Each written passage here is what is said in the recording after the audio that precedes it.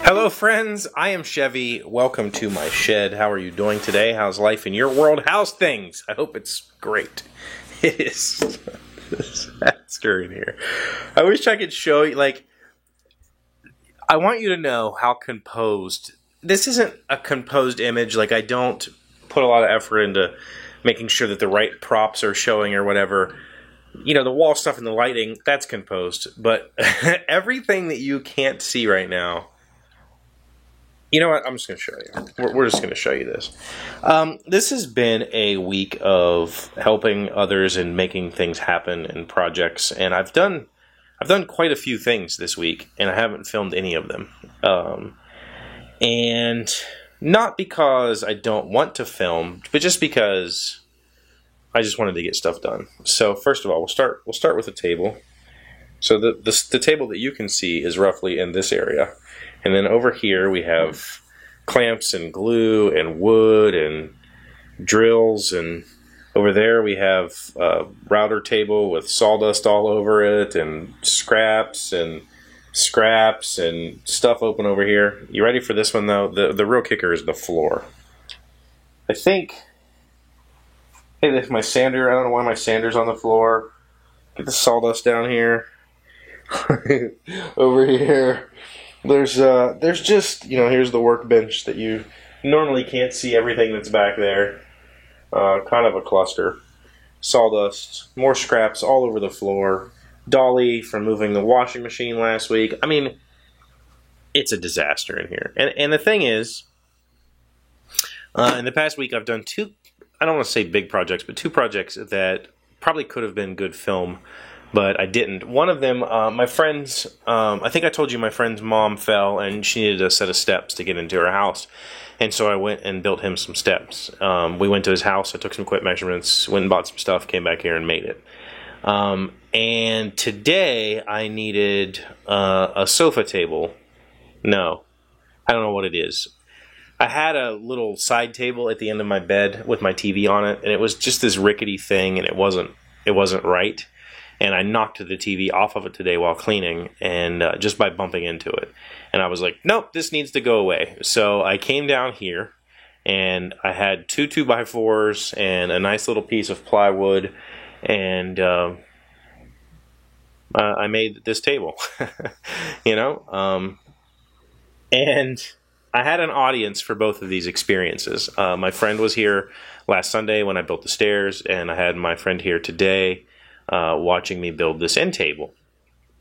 And today's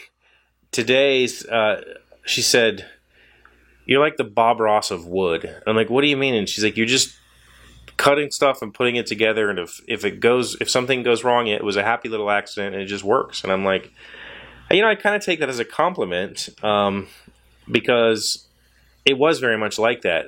I came upstairs, I had a tape measure, and I measured how high my current stand was, and I said, all right, well, let's just go make something about that size. I came down here, I took inventory of what I had. I had two good, clean 2x4s. I had a good, clean 2 foot by 2 foot piece of real nice finished plywood. And we're like, well, there we go. I can make something out of that. So I quickly figured up about how many legs and stretchers I could get out of a piece of 2x4. I knew I had a couple of pieces laying around that I could, piece together if I needed to. And I just started cutting wood and screwed it together and made an end table. And it turned out, actually I'm really proud of it. I did put some edge banding around the plywood edges. I used oak, which wasn't the best choice, but I had some oak that was already cut to 3/4 of an inch. In fact, it was sitting here on the table if you were paying attention. It was already cut 3/4 of an inch, so all I had to do was trim it down to something thinner and run it through the planer real quick and then make some edge banding out of it. I put that on, then just use a flush trim saw.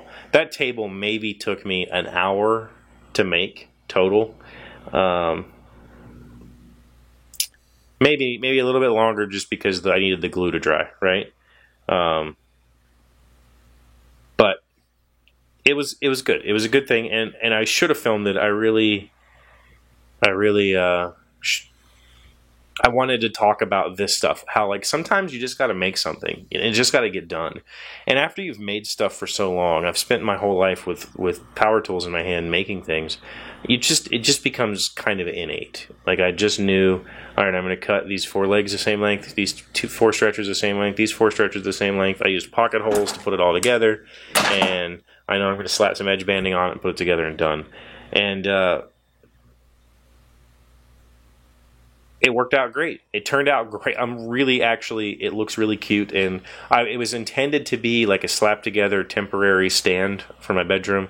It'll probably end up being more permanent than that. It has 0 finish on it. I don't know if you could tell from the picture. I just wanted to use it tonight, so I'll get some finish on it eventually.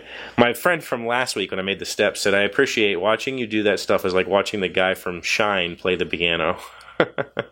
And again, you do this stuff for so long, and eventually it just becomes this innate thing. And like, I didn't need to sit down and draw up plans for a box with a lid, right? I know how to make boxes with lids.